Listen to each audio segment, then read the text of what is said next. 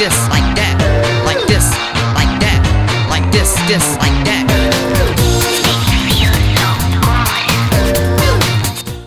Eh bien, bonjour tout le monde, bienvenue dans ce 5e épisode de la nouvelle série de Planet Coaster 2. Et je pense que vous devez le voir, il y a eu des avancées assez conséquentes dans ce gros parc d'attractions. Un parc d'attractions dont on a commencé déjà il y a 5 épisodes. Et oui, hein, mine de rien, ça passe super vite. Et comme vous pouvez le voir, les constructions avancent à une vitesse grand V. Et aujourd'hui, on va marquer un petit peu le tournant de cette série, puisqu'on va en effet construire notre toute première attraction. Et pas n'importe quelle première attraction, parce qu'on va parler d'une Major Ride, d'une attraction qui va absorber du monde, une attraction indoor avec du coaster. Et oui, on va faire un nouveau coaster indoor, vous allez voir, ça va être ultra sympa. L'objectif, c'est que l'attraction soit capacitaire, soit thématisée, bref, un ensemble de composantes en tout cas qui sont très importants pour le parc d'attractions qu'on est en train de construire. Notez une chose, je pense que vous devez le voir, il y a quand même eu énormément d'avancées en termes de thématique. C'est vrai que la fois dernière, on avait parlé longuement de cette merveilleuse petite jetée que je planifiais de réaliser, et comme vous pouvez le voir, ça a quand même vachement bien avancé, hein. C'est pas la seule chose dans laquelle on va parler, puisqu'on va parler également finance. Vous voyez qu'on a atteint un tiers de notre budget pour le parc, ce qui est absolument colossal. D'ailleurs, on va se mettre en pause parce que ça va éviter également les dépenses inutiles, parce que pendant que le parc ne tourne pas, c'est-à-dire sans visiteurs, etc., il rapporte pas d'argent, même il en perd. Vous allez voir que ça va être ultra important d'économiser le moindre centime, le moindre denier, pour pouvoir essayer de faire un maximum de choses avant l'ouverture à nos visiteurs. Donc on va évidemment compter un petit peu nos sous pour la réalisation de cette nouvelle attraction, mais c'est pas pour autant qu'on va lésigner sur la qualité. Vous allez voir ça, c'est vraiment un très grand défi que je me pose ici à limiter en termes de finances. Mais oui, nous on se bride jusque là, on veut du défi jusqu'au bout. Alors, on va passer donc aux nouveautés qui se sont passées durant l'inter-épisode de cette merveilleuse série. Je pense que vous devez le voir, hein, ça se passe surtout au niveau de cette partie-ci de notre parc, donc pas très loin de ce merveilleux lac. Donc si jamais vous avez vu l'épisode dernier, je vous détaillais justement en quoi ça consiste, ce merveilleux lac, pourquoi il est là, pourquoi il y a une petite esplanade avec des escaliers, pourquoi il y a de la végétation, etc. Je trouve ça absolument essentiel d'avoir dans un parc d'attractions un endroit où on peut être posé. Ça peut être également un endroit où on peut faire des événements particuliers, mettre des petites tables, des petites chaises, les aménager lors des périodes vraiment très précises. C'est exactement ce que j'ai voulu faire avec cette jetée qui est super bien thématisée, je pense que vous devez le voir. Il y a plein de petits bancs, des petites poubelles, etc. Donc c'est vraiment plein de petits facilities de contemplation. Voilà, un banc, ça sert à s'asseoir, à regarder, à se reposer un petit peu. Et c'est vrai qu'être en face d'un lac, je pense que c'est quand même vachement bien adapté. Je vous ai parlé également d'un spectacle nocturne la fois dernière, voilà, donc je vous laisserai aller voir bien évidemment la vidéo précédente si jamais vous ne l'avez pas vue. C'est très important pour accrocher absolument tous les wagons. Il y a eu également un petit kiosque de restauration qui a été créé, qui s'appelle le John Fisher. Comme vous pouvez le voir, il est quand même vachement bien détaillé, hein. Regardez là, il y a de la pierre en sa base, une merveilleuse petite porte qui permet à nos employés tout du moins de traverser notre bâtiment pour rentrer dans l'endroit où notre employé va pouvoir vendre du café. Voilà, c'est ça, c'est une petite boutique de café. Ouais, je n'ai pas trouvé de poisson, mais à l'avenir, si jamais il y a un petit stand de poisson, n'hésitera absolument pas à pouvoir le mettre dans ce petit bâtiment-ci, c'est quand même le plus adapté à cela. Bon, après, il faudrait créer une petite cheminée, quelque chose, voilà, qui soit adapté, tout du moins au kiosque de restauration. Mais je suis super content du résultat. C'est tout con, c'est tout petit, il n'y a pas grand-chose en termes de détails, mais je trouve que le rendu est vachement efficace et j'en suis super content. Et en plus, il permet de faire barrage à un nouvel élément de notre parc, c'est cette merveilleuse petite barrière. Et oui, à la même manière que finalement notre entrée de notre parc d'attractions, je veux segmenter notre parc et qu'on ait par exemple une zone d'entrée et que la zone d'entrée soit complètement fermable, qu'on puisse taquer des visiteurs, voilà, dans cette zone d'entrée en ayant fermé les attractions de tous les côtés. Et pareil, on peut également segmenter l'ouverture de notre parc et dire ok, on ouvre que cette zone-ci avec certaines attractions en particulier, avec le parc aquatique, enfin bref. J'aime bien vraiment ces façons de segmenter le parc et c'est exactement ce que j'ai voulu faire en ajoutant cette barrière. Faut savoir que cette barrière, à la même manière que notre merveilleuse petite porte d'entrée, est ouvrable et fermable. Regardez, donc quand je double-clique dessus, vous avez donc gauche statique, donc c'est sa position actuelle, et enfin droite statique, voilà, donc c'est l'ouverture-fermeture de la barrière. C'est super intéressant, voilà, ça permet d'avoir une animation. On peut se dire, ok, à tout moment, cet accès-ci, on peut le fermer pour X ou Y raison, j'en sais rien, départ d'incendie en cas d'urgence. Bref, une multitude de raisons, tout un tas de raisons qui justifient en tout cas l'ouverture et la fermeture de cette barrière, donc j'ai trouvé ça super intéressant pour le coup. En tout cas, j'ai conservé cette idée de petite barrière et je trouve que le déploy comme ça, de manière massive dans notre parc, bon, en tout cas des endroits très stratégiques, notamment ici. Ici, je veux vraiment que ça déboule dans plein d'autres zones thématiques.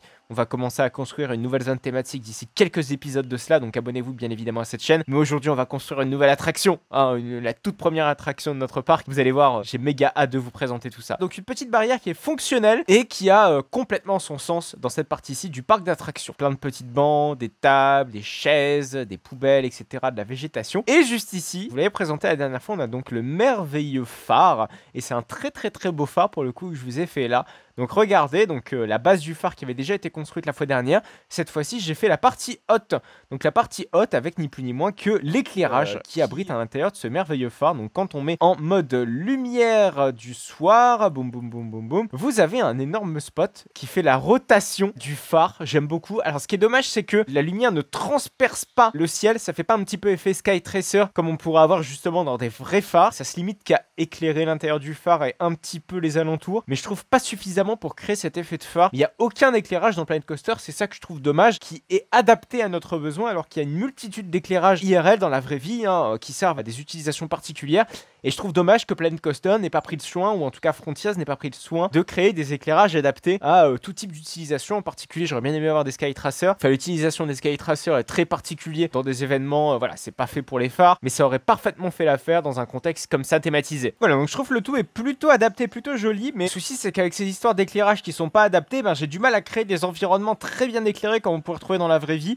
Alors ok, ici voilà, j'ai mis des petits éclairages qui sont imposés justement à notre phare, mais j'aurais aimé avoir des pin spots, quelque chose. Voilà, un pin spot c'est quoi? C'est un spot qui est posé ici et qui va éclairer un sujet qui est très loin. Ça c'est très utile, hein. Il y en a dans beaucoup de parcs d'attractions, notamment dans les Dark Rides. C'est ça qui va être très compliqué également à gérer dans notre prochaine attraction qu'on va faire dans quelques instants. Vous voyez que dans l'ensemble, il y a quand même un gros taf d'éclairage à faire que j'ai pas encore fait. Faut savoir que le travail d'éclairage est tellement compliqué dans le jeu que j'avoue ne pas trop savoir comment m'y prendre. Voilà, donc également pour ce qui est des nouveautés qui ont été ajoutées à cette merveilleuse petite map, vous devez le voir là, il y a plein de petits panneaux vitrés, voilà, à droite et à gauche notamment pour avoir construit le phare, mais surtout à l'ajout de notre merveilleuse boutique. Voilà, notre boutique, la dernière fois il y avait des grillages qui étaient posés justement au niveau des fenêtres, c'est quand même beaucoup plus adapté, voilà, d'avoir de vraies vitres en dur, c'est quand même beaucoup plus sympa, beaucoup plus joli, et comme ça on voit à l'intérieur de notre merveilleuse petite boutique. Alors je vous avoue, la boutique, je suis pas à 100% satisfait, ça manque peut-être de renforcement de décor sur l'extérieur. C'est vrai que l'intérieur est superbe, mais par contre l'extérieur ça manque peut-être un peu beaucoup, on va pas se le cacher, de décor, de renforcement de décor. Ça manque de quelque chose, ça manque un petit peu de vie sur l'entièreté de la zone thématique, hein. C'est vrai qu'on a trouvé finalement la forme des différents bâtiments, mais ça manque clairement d'un petit quelque chose qui nous fasse dire ah oui ok, on est dans un fort, voilà, avec de la vie, il se passe quelque chose à l'intérieur. Voilà, ça manque un petit peu de tout ça, mais on va, ne vous inquiétez pas, trouver, je pense, la parade pour pouvoir faire notre zone thématique qu'on en rêve tant. En tout cas, j'aime beaucoup ce contexte de phare, voilà, qui est pas très loin d'un plan d'eau. Ça renforce un petit peu cet univers marin, qui est pas forcément très développé de par plein de petits décors, mais on devine assez facilement, voilà, avec les différents bâtiments qu'on a tout autour de notre merveilleux petit lac. Alors, on va revenir un petit peu sur un sujet qui va faire très mal. Un sujet qui est extrêmement sensible, c'est-à-dire le sujet financier.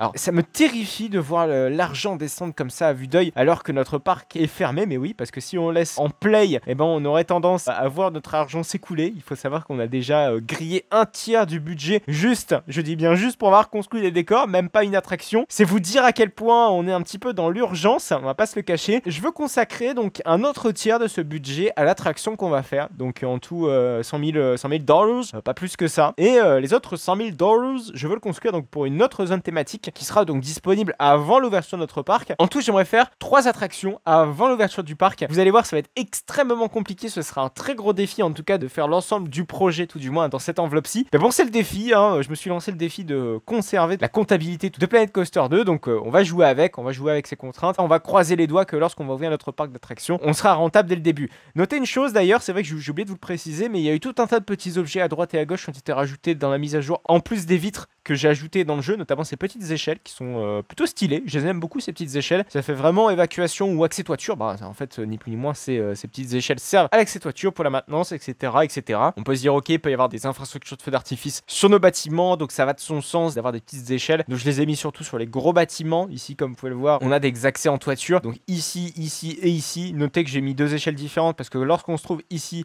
on peut pas aller ici sans une échelle, donc c'est pour ça que j'ai mis une échelle, hein. Une 3e échelle, bam, pour aller tout en haut. Ouais, je trouve que le tout est quand même très adapté, j'aime beaucoup ces petits ajouts qui ont été ajoutés par Frontiers, mais je voulais pas détailler durant la mise à jour parce que je l'avais absolument pas vu. Hein, oui, parce que j'avais fait une vidéo spéciale mise à jour. Faut savoir que c'est une nouveauté, hein, d'ailleurs dans cette série. C'est vrai qu'auparavant j'avais tendance à présenter les mises à jour dans la série Planet Coaster, mais là désormais c'est terminé. Si jamais vous voulez suivre le développement de Planet Coaster 2, je vous invite très clairement à aller voir les vidéos en question qui sont dédiées à la mise à jour, au DLC de Planet Coaster 2. On a notamment présenté le nouveau pack avec les The Extreme Spinning Coaster. Voilà, après 5 épisodes, on va enfin passer à la toute première attraction de notre parc. Il va s'agir d'un roller coaster indoor. Et oui, un roller coaster indoor qui fait partie des nouveautés de cet opus de Planet Coaster 2. Je suis assez content quand même de commencer par ce coaster parce que j'avais très envie, j'avais plein d'idées à propos de ce coaster.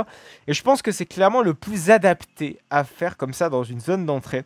On va commencer par le Autamax Multiverse Coaster LSM. Donc si jamais vous avez déjà vu la vidéo à PortAventura, c'est ni plus ni moins que un Uncharted-like, c'est-à-dire avec le ride systems de Uncharted, donc c'est-à-dire des petits véhicules comme ça qui sont pas très capacitaires. Pour le coup, on va pas se le cacher. Généralement, le parc génère de très longs temps d'attente avec son attraction. D'ailleurs, PortAventura qui n'est pas forcément très réputé pour ses débits. PortAventura, c'est même absolument catastrophique. On va essayer de faire tout l'inverse. C'est-à-dire qu'on va vraiment essayer de relever le défi et faire un coaster qui soit un minimum capacitaire. Et ça va passer par la construction d'une station d'embarquement, de débarquement. C'est vrai qu'on a eu la toute dernière mise à jour qui nous permet désormais d'avoir ce genre de petites fonctionnalités qu'on va en profiter. Il s'en serait clairement dommage de ne pas le faire. Donc regardez cette merveilleuse petite station qui est juste ici. On va la modifier et on va donc créer une petite station de load, voilà, qui sera juste ici. Cette station de load, donc regardez, boum, c'est super adapté là. Donc ce sera un grand quai d'embarquement avec plein de petites entrées juste ici. Noté très important ici, on a un petit accès. Voilà, c'est pas la sortie. Là, j'ai bien mis vraiment une station d'embarquement pour que nos employés, en tout cas nos techniciens de maintenance, puissent réparer l'attraction. Donc il y a ce besoin d'avoir un petit accès, voilà, qui est juste ici, qui est placé ici. En l'occurrence, on peut pas le modifier malheureusement dans Planet Coaster. C'est très important de le prendre en compte et l'avoir en tout cas dans notre escarcelle. Voilà, donc on va pas commencer tout de suite par faire le layout. Ne vous inquiétez pas, on va le faire bien évidemment dans quelques instants. Je veux juste commencer par l'arrière de notre coaster.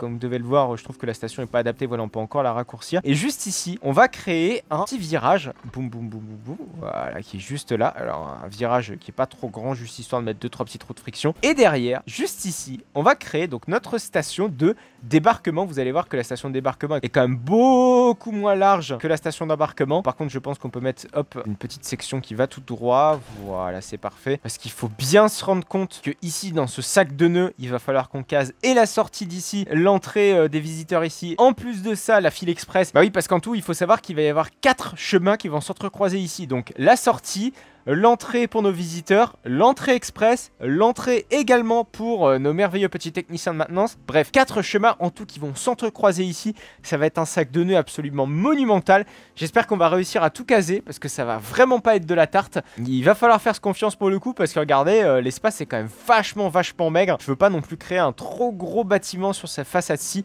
tout simplement parce qu'ici, il y a pas mal de choses là ici que je veux construire. Voilà. Je vais éviter d'avoir des bâtiments en plus qui sont beaucoup trop imposants. Voilà, je veux avoir des bâtiments plutôt discret, donc ça fait partie aussi de mes exigences de faire très attention à comment on va construire le tout. Et il faut aussi construire la file d'attente en elle-même, les parkables, voilà, ce genre de choses. Je veux que l'attraction soit capacitaire et qu'on ait de la rallonge quelque part, quoi. Un très gros défi en somme qu'il va falloir relever donc pour cette merveilleuse série. Alors, qu'est-ce qu'on va faire? Donc on va placer dès maintenant l'entrée, voilà, qui est juste ici.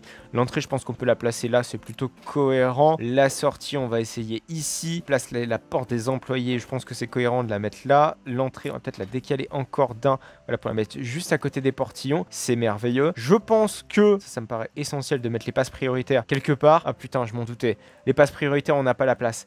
Ah là là, le quai, il n'est pas suffisamment long pour pouvoir placer les passes prioritaires. Les passes prioritaires, ce sont les passes express. Donc il va falloir quand même qu'on construise une nouvelle section à tout ça. Donc on va accéder au mode construction et finalement notre station va être plus grande que prévu. Chose que je voulais pas trop, mais visiblement on n'a pas trop le choix. Alors après, si on veut, on peut mutualiser la sortie. Alors regardez, je vais essayer de m'expliquer plus en détail. Donc là, par exemple, ici, on va avoir notre merveilleuse petite sortie. On va essayer de la construire juste ensemble. Ça va être un petit peu compliqué parce que j'ai l'impression que notre jeu ne veut pas trop qu'on le fasse. Voilà, c'est plutôt cohérent. Voilà, et comme ça, on fait une esplanade, voilà, qui est cubique. Comme ça, ici, on relie pour le personnel, pour le staff. On peut essayer d'élargir un tout petit peu parce que selon moi, c'est peut-être pas suffisant. Voilà, c'est parfait. Là, c'est beaucoup mieux. Et derrière, comme ça, en fait, on peut créer des petits escaliers. Des escaliers qui vont nous permettre, voilà, de rejoindre le tout. On va essayer de se prolonger un petit peu plus de ce côté-ci. Et c'est pas évident de construire tout ça, mine de rien. Hop, on va essayer de se mettre un petit peu plus de ce côté-ci. Voilà, et c'est parfait, c'est merveilleux.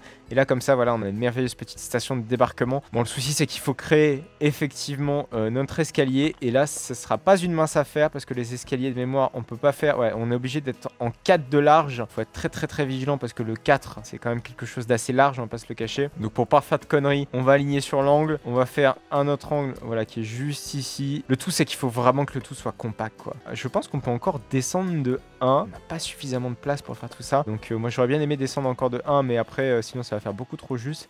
Donc on va essayer, hop, de faire un escalier relativement court. En fait, j'aurais bien aimé le faire de l'autre côté.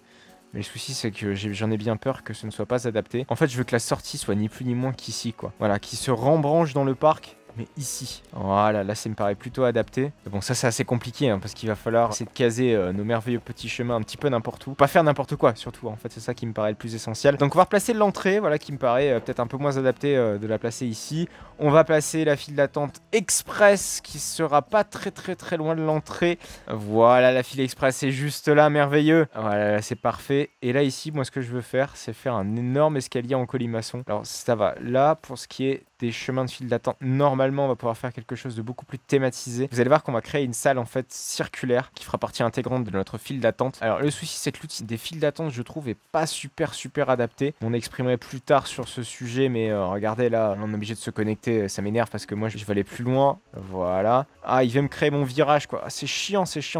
J'aurais clairement aimé retrouver l'ancien outil de construction d'allées avec les carreaux qui était disponible d'ailleurs dans le premier Planet Coaster pour ce qui est des files d'attente. Je veux vraiment avoir du mal. C'est vraiment un enfer maintenant les files d'attente. Alors qu'avant c'était pas forcément très compliqué. Effectivement, ce qui était le plus compliqué c'était les chemins en eux-mêmes. Mais avant c'était clairement pas un schmilblick complet pour juste des files d'attente. Donc il va falloir que je fasse ça le tout de mon côté. Mais bon, c'est le jeu ma foi. Donc en fait ce sera des salles circulaires avec des files d'attente, etc. qui vont aller un petit peu partout. Donc la file express va directement se rembrancher juste ici parce qu'en fait l'entrée de notre attraction sera juste là. Voilà, on va essayer. Ah oui d'accord, ok, j'ai mon attraction qui dépasse. Bon, ma foi il va falloir que je corrige tout ça. Donc en fait l'entrée de l'attraction va situer ni plus ni moins qu'ici. On va éviter de tout péter quand même, ce serait quand même bien plus sympa. Donc l'entrée d'attraction sera juste ici avec l'entrée qui va bien. On va essayer de centrer également le tout parce que là c'est pas du tout centré. Créer les salles qui vont bien, etc. Et puis bien évidemment vous révéler la thématique au fur et à mesure que le projet avance. Qu'est-ce que c'est que ce délire? Pourquoi il y a du quadritube qui est ici? Ça c'est encore le Planet Coaster bien bâclé. Voilà, regardez, j'avais pas remarqué mais en fait il y a du quadritube. L'amour du travail bien fait Frontiers, enfin, surtout en ce moment. C'est vrai qu'avant c'était pas forcément le cas. Bref, donc continuons un petit peu avec notre coaster. Bien évidemment, on a l'exigence depuis un très long moment maintenant de créer des attractions et des coasters avec, et oui je dis bien avec, des transfer tracks, des track switch pour la maintenance. Très important, il faut que nos attractions soient entretenues par les techniciens de maintenance, etc. Donc c'est vrai qu'on a tendance à faire des transfer tracks avec plein de petites fonctionnalités. Donc là c'est exactement ce que je vais faire. Donc là par exemple ici on va créer une petite zone de frein. Et ici, je veux qu'on ait un petit transfert track, voilà, qui soit juste ici. Je suis en train de réfléchir en même temps à l'empattement du bâtiment, parce que derrière, il faut qu'on construise une nouvelle zone thématique qui va être derrière, donc il va falloir prendre en compte tout ça, mais non, je pense que c'est bon, ça va le faire. Et voilà, dans l'idée, la zone de frein va se situer juste ici, et on va avoir un petit transfert track, un track switch qui sera juste à côté. On peut concevoir, hop, une merveilleuse petite zone de frein. Et derrière, ce qu'on peut faire, donc arriver à l'entrée, c'est commencer un petit peu à faire notre coaster. Donc là, qu'est-ce qu'on va faire directement? Dès le début de notre attraction, on va faire une petite drop. On va donc construire un petit virage. Voilà, un petit virage qui va nous mener vers la toute première partie de notre attraction. J'aurais bien aimé que le virage soit peut-être un poil plus serré. Voilà, ça permet directement de s'emballer vers une partie de notre attraction. Ici, on va pouvoir entamer avec un petit virage de Walmos. Et on va aller très vite, voilà, sur la seconde partie, voilà, coaster de l'attraction.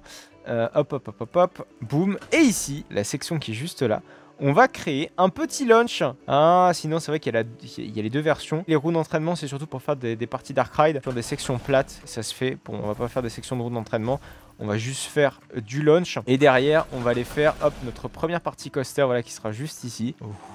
Voilà. Et là, on va créer un très gros virage et qui va plonger nos visiteurs dès le début. Alors, on va peut-être éviter d'avoir la commande des degrés qui sera activée parce que là, c'est absolument pas adapté. Est-ce qu'on peut modifier ça? Qu'est-ce que c'est que ce bordel? Voilà, il est là, aligné sur l'angle. Je pense qu'on peut l'éviter. On est quand même relativement expert en construction d'attractions. Donc, je pense qu'on peut se démerder sans. Voilà. Donc, on va légèrement se descendre. Voilà, c'est merveilleux. Et ce virage-ci, en fait, ce sera le bout du bâtiment. Donc, dans ce merveilleux petit sac de nœuds, il va falloir concevoir toute notre attraction. Il y aura énormément de boulot à faire d'un point de vue construction et d'un point de vue conception. Notez que j'ai commencé à faire les limites de notre coaster avec un petit mur qui va représenter, en fait, les limites, l'intersection de nos bâtiments, etc.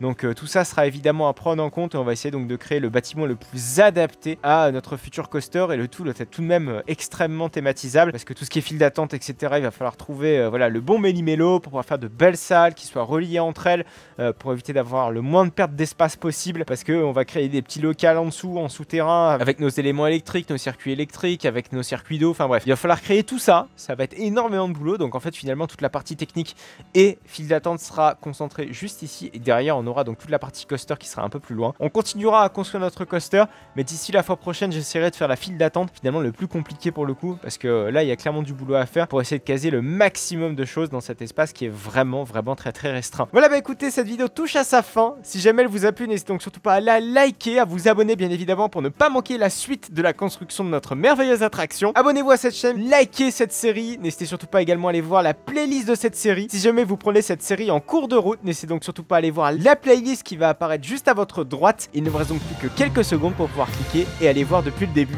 notre merveilleuse série sur Planet Coaster 2.